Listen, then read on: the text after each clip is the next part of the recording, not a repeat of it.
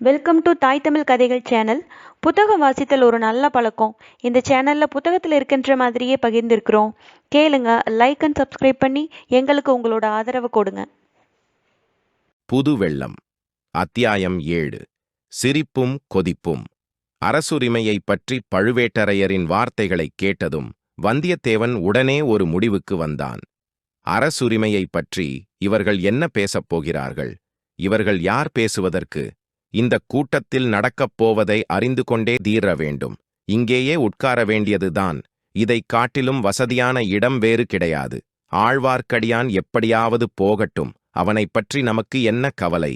இன்றைக்கு இங்கு ஏதோ மர்மமான நிகழ்ச்சி நடைபெறப் போகிறது என்ற எண்ணம் வந்தியத்தேவன் மனத்தில் முன்னமே உண்டாகியிருந்தது. ஆழ்வார்க்கடியானின் விபரீதமான பொருள் தரும் வார்த்தைகள், கோட்டைவாசர் காவலர்களின் துடுக்கான நடத்தை, சம்புவரையரின் அரைமனதான வரவேற்பு, வெறியாட்டமாடிய சன்னதக்காரனின் ஆவேச மொழிகள், இவையெல்லாம் அவனுக்கு ஏதேதோ சந்தேகங்களை உண்டாக்கியிருந்தன. அந்தச் சந்தேகங்களையெல்லாம் நீக்கிக் கொள்ளவும் உண்மையை அறிந்து கொள்ளவும் இதோ ஒரு சந்தர்ப்பம் தெய்வாதீனமாக கிடைத்திருக்கிறது. அதை ஏன் நழுவவிட வேண்டும்? ஆகா, தன்னுடைய உயிருக்குயிரான நண்பன் என்று கருதி வந்த கந்தமாறன் கூட தன்னிடம் உண்மையை சொல்லவில்லை. தன்னை தூங்க வைத்துவிட்டு இந்த ரகசிய நள்ளிரவு கூட்டத்துக்கு வந்திருக்கிறான். அவனை நாளைக்கு ஒரு கை பார்க்க வேண்டியதுதான். இதற்குள் கீழே பழுவேட்டரையர் பேசத் தொடங்கிவிட்டார். வந்தியத்தேவன் காது கொடுத்து கவனமாக கேட்கலானான். உங்களுக்கெல்லாம் மிக முக்கியமான ஒரு செய்தியை அறிவிக்கவே நான் வந்திருக்கிறேன். அதற்காகவே இந்த கூட்டத்தை சம்புவரையர் கூட்டியிருக்கிறார். சுந்தர சோழ மகாராஜாவின் உடல்நிலை மிக கவலைக்கிடமாயிருக்கிறது. அரண்மனை வைத்தியர்களிடம் அந்தரங்கமாக கேட்டுப் பார்த்தேன். அவர்கள் இனிமேல் நம்பிக்கைக்கு இடமில்லை, அதிக காலம் உயிரோடு இருக்க மாட்டார் என்று சொல்லிவிட்டார்கள். ஆகவே இனிமேல் நடக்க வேண்டிய காரியங்களைப் பற்றி நாம் இப்போது யோசித்தாக வேண்டும் என்று கூறி பழுவேட்டரையர் நிறுத்தினார். ஜோசியர்கள் என்ன சொல்கிறார்கள் என்று கேட்டார் கூட்டத்தில் ஒருவர். ஜோசியர்களைப் போய் கேட்பானேன்? சில நாளாகப் பின் மாலை நேரத்தில் வானத்தில் வால் நட்சத்திரம் தெரிகிறதே, அது போதாதா என்றார் ஒருவர். பின்னர் பழுவேட்டரையர் கூறினார், ஜோசியர்களையும் கேட்டாகிவிட்டது. அவர்கள் சில காலம் தள்ளிப் போடுகிறார்கள், அவ்வளவுதான். எப்படியிருந்தாலும் அடுத்தாற்போல் பட்டத்துக்கு உரியவர் யார் என்பதை நாம் யோசித்தாக வேண்டும். அதைப் பற்றி இனி யோசித்து என்ன ஆவது? ஆதித்த கரிகாலருக்குத்தான் இளவரசுப் பட்டம் 2 வருஷத்துக்கு முன்பே கட்டியாகிவிட்டதே என்று இன்னொரு கம்மலான குரல் கூறியது. உண்மைதான். ஆனால் அப்படி இளவரசுப் பட்டம் கட்டுவதற்கு முன்னால் நம்மில் யாருடைய யோசனையாவது கேட்கப்பட்டதா என்று தெரிந்து கொள்ள விரும்புகிறேன். இங்கே கூடியுள்ள நாம் ஒவ்வொருவரும் 100 ஆண்டுக்கு மேலாக 4 தலைமுறையாக சோழ ராஜ்யத்தின் மேன்மைக்காக பாடுபட்ட பழங்குடியைச் சேர்ந்தவர்கள். என் பாட்டனாருக்கு தந்தை திருப்புரம்பியம் போரில் இறந்தார். என் பாட்டனார் வேளூரில் நடந்த போரில் உயிர் விட்டார். என் தந்தை தக்கோலத்தில் உயிர் தியாகம் செய்தார். அம்மாதிரியே உங்கள் ஒவ்வொருவரின் மூதாதையரும் இந்தச் சோழ நாட்டின் மேன்மையை நிலைநாட்டுவதற்காக உயிரை கொடுத்திருக்கிறார்கள். நம் ஒவ்வொருவருடைய குடும்பத்திலும் இளம் பிள்ளைகள் யுத்தகளத்தில் செத்திருக்கிறார்கள். இன்றைக்கும் ஈழ நாட்டில் நம்முடைய குலத்தையும் குடும்பத்தையும் சேர்ந்த பிள்ளைகள் போர் செய்து வருகிறார்கள். ஆனால் அடுத்தபடியாக பட்டத்துக்கு வரவேண்டியவர் யார் என்பது பற்றி தீர்மானிப்பதில் நம்முடைய அபிப்பிராயத்தை மகாராஜா கேட்கவில்லை. தசரதர் கூட இராமருக்கு பட்டம் கட்டுவது பற்றி மந்திராலோசனை சபை கூட்டி யோசனை செய்தார். மந்திரிகளையும் சாமந்தகர்களையும் சேனைத் தலைவர்களையும் சிற்றரசர்களையும் ஆலோசனை கேட்டார். ஆனால் சுந்தர சோழ மகாராஜா யாருடைய யோசனையையும் கேட்பது அவசியம் என்று கருதவில்லை. நம்மை யோசனை கேட்கவில்லை என்பது சரிதான். ஆனால் யாரையுமே யோசனை கேட்கவில்லை என்று இறை விதிக்கும் தேவர் கூறுவது சரியன்று. பெரிய பிராட்டியாரான செம்பியன் மகாதேவியின் யோசனையும் இளைய பிராட்டியாரான குந்தவை தேவியின் யோசனையும் கேட்கப்பட்டன. இல்லை என்று பழுவேட்டரையர் கூற முடியுமா என்று கேலியான தொனியில் ஒருவர் கூறவும் கூட்டத்தில் ஒரு சிலர் சிரித்தார்கள். ஆகா, நீங்கள் சிரிக்கிறீர்கள். எப்படித்தான் உங்களுக்குச் சிரிக்கத் தோன்றுகிறதோ நான் அறியேன். நினைக்க நினைக்க எனக்கு வயிறு பற்றி எரிகிறது, இரத்தம் கொதிக்கிறது. எதற்காக இந்த உயிரை வைத்துக்கொண்டு வெட்கங்கெட்டு வாழ வேண்டும் என்று தோன்றுகிறது. இன்று சன்னதம் வந்து ஆடிய தேவராளன் துர்க்கை பலி கேட்பதாகச் சொன்னான். 1000 வருஷத்து பரம்பரை ராஜவம்சத்தில் பிறந்த நரபலி வேண்டும் என்று சொன்னான். என்னை பலி கொடுத்து விடுங்கள். என்னுடைய குலம் 1000 ஆண்டுகளுக்கும் தொன்மையானது. நீங்கள் ஒவ்வொருவரும் உங்கள் கத்தியினால் என் கழுத்தில் ஒரு போடு போட்டு பலி கொடுத்து விடுங்கள். அன்னை துர்க்கை திருப்தி அடைவாள். என் ஆத்மாவும் சாந்தி அடையும். இவ்விதம் ஆவேசம் வந்து ஆடிய சன்னதக்காரனைப் போலவே வெறி கொண்ட குரலில் சொல்லி பழுவேட்டரையர் நிறுத்தினார். சற்று நேரம் மௌனம் குடிகொண்டிருந்தது. மேற்கு திசை காற்று விர் என்று அடிக்கும் சப்தமும், அந்தக் காற்றில் கோட்டைச் சுவருக்கு வெளியேயுள்ள மரங்கள் ஆடி அலையும் மர்மர் சப்தமும் கேட்டன. ஏதோ தெரியாத்தனமாக பேசிவிட்ட பரிகாசப் பேச்சையும் அதனால் விளைந்த சிரிப்பையும் பழுவூர் மன்னர் பொறுத்தருள வேண்டும். தாங்கள் எங்களுடைய இணையில்லாத் தலைவர்.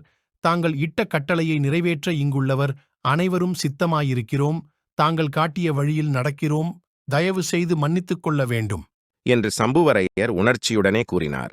நானும் கொஞ்சம் பொறுமை இழந்து விட்டேன். அதற்காக நீங்கள் என்னை மன்னிக்க வேண்டும். ஒரு விஷயத்தை எண்ணிப் பாருங்கள். சரியாக இன்றைக்கு 100 ஆண்டுகளுக்கு முன்னால் விஜயாலய சோழர் முத்தரையர்களை முறியடித்து தஞ்சாவூரை கைப்பற்றினார். திருப்புரம்பியம் போரில் பல்லவ சைன்யத்துக்குத் துணையாக நின்று மதுரை பாண்டியரின் படையை நிர்மூலமாக்கினார். அது முதலாவது சோழராஜ்யம் நாளுக்கு நாள் பெருகி விஸ்தரித்து வந்திருக்கிறது. காவேரி நதிக்கு கரையெடுத்த கரிகால் வளவர் காலத்திலே கூடச் சோழராஜ்யம் இவ்வளவு மகோன்னதத்தை அடைந்தது கிடையாது. இன்றைக்கு தெற்கே குமரி முனையிலிருந்து வடக்கே துங்கபத்திரை, கிருஷ்ணை வரையில் சோழ சாம்ராஜ்யம் பறந்து விரிந்து கிடக்கிறது. பாண்டிய நாடு, நாஞ்சில் நாடு, யாருக்கும் இதுவரையில் வணங்காத சேர நாடு, தொண்டை மண்டலம், பாகி நாடு, கங்கபாடி, நுளம்பபாடி, வைதும்பர் நாடு, சீட்புலி நாடு, பெரும்பாணப்பாடி, பொன்னி நதி உற்பத்தியாகும் குடகு நாடு ஆகிய இத்தனை நாடுகளும் சோழ சாம்ராஜ்யத்துக்கு அடங்கி கப்பம் செலுத்தி வருகின்றன. இவ்வளவு நாடுகளிலும் நம் சோழ நாட்டு புலிக்கொடி பறக்கிறது. தெற்கே ஈழமும் வடக்கே இரட்டை மண்டலமும் வேங்கியும் கூட இதற்குள் நமக்கு பணிந்திருக்க வேண்டும். அப்படி பணியாததற்குக் காரணங்களை நான் சொல்ல வேண்டியதில்லை. அவைகள் எல்லாம் உங்களுக்குத் தெரிந்ததுதான். ஆம், எல்லோருக்கும் தெரியும். ஈழமும் இரட்டைப்பாடியும் வேங்கியும் கலிங்கமும் பணியாததற்கு 2 காரணங்கள் உண்டு. ஒரு காரணம் வடதிசை மாதண்ட நாயகராகிய இளவரசர் ஆதித்த கரிகாலர். இன்னொரு காரணம் தென்திசை படைத்தலைவரான அவருடைய தம்பி அருள்மொழிவர்மர். மழவரையர் கூறும் காரணத்தை நான் ஒப்புக்கொள்கிறேன். சென்ற 100 ஆண்டு காலமாக இந்த சோழ நாட்டில் சேனாபதி நியமிக்கும் மரபு வேறாயிருந்தது.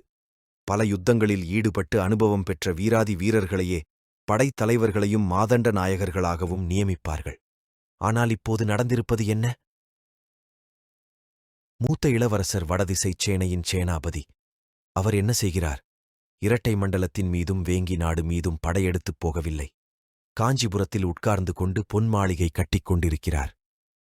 வீரப் பெருங்குடியில் பிறந்த வீராதி வீரர்களாகிய உங்களைக் கேட்கிறேன்.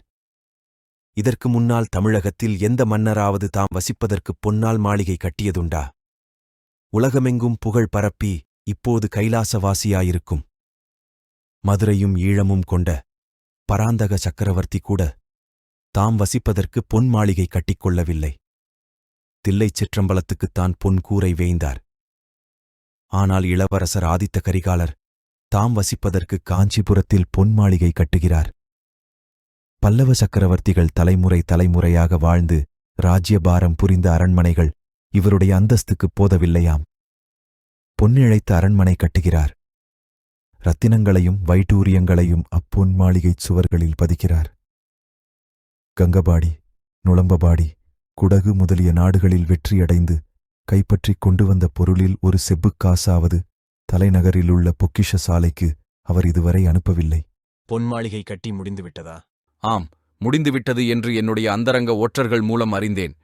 அத்துடன் சுந்தர சோழ மகாராஜாவுக்கு அவருடைய அருமை மூத்த புதல்வரிடமிருந்து கடிதங்களும் வந்தன. புதிதாக நிர்மாணித்திருக்கும் பொன் மாளிகையில் வந்து சுந்தர சோழ மகாராஜா சில காலம் தங்கியிருக்க வேண்டும் என்று. மகாராஜா காஞ்சிக்கு போகப் போகிறாரா என்று ஒருவர் கவலை ததும்பிய குரலில் கேட்டார். அத்தகைய கவலை உங்களுக்கு வேண்டாம். அப்படி ஒன்றும் நேராமல் பார்த்துக் கொள்ள நான் இருக்கிறேன். தஞ்சை கோட்டை காவலனாகிய என் சகோதரனும் இருக்கிறான். சின்ன பழுவேட்டரையன் அனுமதியில்லாமல் யாரும் தஞ்சை கோட்டைக்குள் புக முடியாது. என்னை அறியாமல் யாரும் மகாராஜாவை பேட்டி காணவும் முடியாது. ஓலை கொடுக்கவும் முடியாது. இதுவரையில் 2-3 தடவை வந்த ஓலைகளை நிறுத்திவிட்டேன். வாழ்க பழுவேட்டரையர், வாழ்க பழுவூர் மன்னரின் சாணக்கிய தந்திரம், வாழ்க அவர் வீரம் என்னும் கோஷங்கள் எழுந்தன. இன்னும் கேளுங்கள். பட்டத்து இளவரசர் செய்யும் காரியங்களைக் காட்டிலும் ஈழத்தில் போர் நடத்தச் சென்றிருக்கும் இளவரசர் அருள்மொழிவர்மரின் காரியங்கள் மிக மிக விசித்திரமாயிருக்கின்றன. யுத்த தர்மத்தைப் பற்றி நாம் அறிந்திருப்பதென்ன? பரம்பரையாக பல 100 ஆண்டுகளாக நம் முன்னோர்கள் கடைப்பிடித்து வந்திருப்பதென்ன? நம் நாட்டுப் படைகள் வேறு நாடுகளின் மீது படையெடுத்துச் சென்றால் நம் படைகளுக்கு வேண்டிய உணவுகளை அந்த வேற்று நாடுகளிலேயே சம்பாதித்துக் கொள்ள வேண்டும். அந்த நாடுகளில் கைப்பற்றும் பொருளைக் கொண்டே வீரர்களுக்கு ஊதியமும் கொடுக்க வேண்டும்.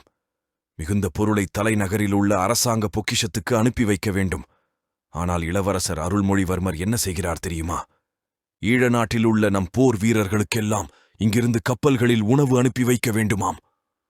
1 வருஷ காலமாக நானும் 10 தடவை பல கப்பல்களில் ஏற்றி உணவு அனுப்பி வந்திருக்கிறேன். விந்தை விந்தை, இந்த அநியாயத்தை பொறுக்க முடியாது. இப்படி கேட்டதே இல்லை என்ற குரல்கள் எழுந்தன. இந்த அதிசயமான காரியத்துக்கு இளவரசர் அருள்மொழிவர்மர் கூறும் காரணத்தையும் கேட்டு வையுங்கள். படையெடுத்துச் சென்ற நாட்டில் நம் வீரர்களுக்கு வேண்டிய உணவுப் பொருளை சம்பாதிப்பது என்றால் அங்குள்ள குடிமக்களின் அதிருப்திக்கு உள்ளாக நேரிடுமாம். ஈழத்து அரச குலத்தாரோடு நமக்குச் சண்டையே தவிர ஈழத்து மக்களோடு எவ்விதச் சண்டையும் இல்லையாம். ஆகையால் அவர்களை எவ்விதத்திலும் கஷ்டப்படுத்தக்கூடாதாம். அரச குலத்தாருடன் போராடி வென்ற பிறகு மக்களின் மனமார்ந்த விருப்பத்துடன் ஆட்சி நடத்த வேண்டுமாம். ஆகையால் பணமும் உணவும் இங்கிருந்து அனுப்ப வேண்டுமாம். இச்சமயம் கூட்டத்தில் ஒருவர், படையெடுத்துச் சென்ற நாடுகளில் உள்ள ஜனங்களிடம் ஒன்றுமே கேட்கக்கூடாது. அவர்களின் காலில் விழுந்து கும்பிட வேண்டும் என்ற யுத்த தர்மத்தை இதுவரை நாங்கள் கேட்டதே கிடையாது என்றார். அதனால் விளையும் விபரீதத்தையும் கேளுங்கள். 2 இளவரசர்களும் சேர்ந்து செய்யும் காரியங்களினால் தஞ்சை அரண்மனைத்தன பொக்கிஷமும் தானிய பண்டாரமும் அடிக்கடி மிகக் குறைந்து போகின்றன. உங்களுக்கெல்லாம் அதிக வரி போட்டு வசூலிக்கும் நிர்பந்தம் எனக்கு ஏற்படுகிறது. இதற்காகத்தான் என்னை இறை அதிகாரியாக நியமித்திருக்கிறார்கள். சோழ நாட்டின் மேன்மையே முக்கியம் என்று நான் கருதியிராவிட்டால் எப்பொழுதோ இப்பதவியை விட்டுத் தொலைத்திருப்பேன். கூடவே கூடாது. தாங்கள் இப்பதவியில் இருப்பதுதான் எங்களுக்கெல்லாம் பெரிய பாதுகாப்பு. இந்த முறைகேடான காரியங்களைப் பற்றி தாங்கள் மகாராஜாவிடம் சொல்லிப் பார்க்கவில்லையா? சொல்லாமல் என்ன, பல தடவை சொல்லியாகிவிட்டது. ஒவ்வொரு தடவையும் பெரிய பிராட்டியிடம் கேளுங்கள், இளைய பிராட்டியிடம் கேளுங்கள் என்ற மறுமொழிதான் கிடைக்கிறது. முன்னமேதான் சொன்னேனே, மகாராஜாவுக்குச் சுயமாகச் சிந்தனை செய்யும் சக்தியே இப்போது இல்லாமற் போய்விட்டது. முக்கியமான காரியங்களில் நம்முடைய யோசனைகளைக் கேட்பதும் இல்லை. அவருடைய பெரியன்னை செம்பியன் மாதேவியின் வாக்குத்தான் அவருக்கு வேத வாக்கு. அடுத்தபடியாக அவருடைய செல்வக்குமாரி குந்தவை பிராட்டியிடம் யோசனை கேட்கச் சொல்கிறார்.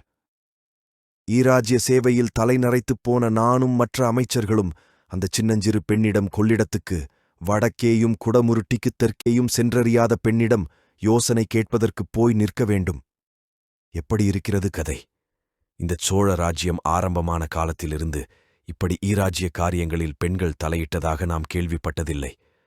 இத்தகைய அவமானத்தை எத்தனை நாள் நாம் பொறுத்திருக்க முடியும்? அல்லது நீங்கள் எல்லாரும் ஒருமுகமாகச் சொன்னால் நான் இந்த ராஜாங்கப் பொறுப்பையும் வரி விதித்து பொக்கிஷத்தை நிரப்பும் தொல்லையையும் விட்டுவிட்டு என் சொந்த ஊரோடு இருந்து விடுகிறேன். கூடாது கூடாது, பழுவூர்தேவர் அப்படி எங்களை கைவிட்டுவிடக் கூடாது. அரும்பாடுபட்டு 1000 வீரர்கள் 4 தலைமுறைகளாக தங்கள் இரத்தத்தைச் சிந்தி ஸ்தாபித்த சோழ சாம்ராஜ்யம் ஒரு நொடியில் சின்னாபின்னமாய்ப் போய்விடும். அப்படியானால் இந்த நிலைமையில் என்ன செய்வது என்று நீங்கள்தான் எனக்கு யோசனை சொல்ல வேண்டும். அல்லி ராஜ்யத்தை விட கேவலமாகிவிட்ட இந்த பெண்ணரசுக்கு பரிகாரம் என்ன என்று நீங்கள்தான் சொல்ல வேண்டும். மீண்டும் சந்திப்போம். லைக் அண்ட் சப்ஸ்கிரைப் பண்ணி எங்களுக்கு ஆதரவு கொடுங்க. தேங்க்யூ.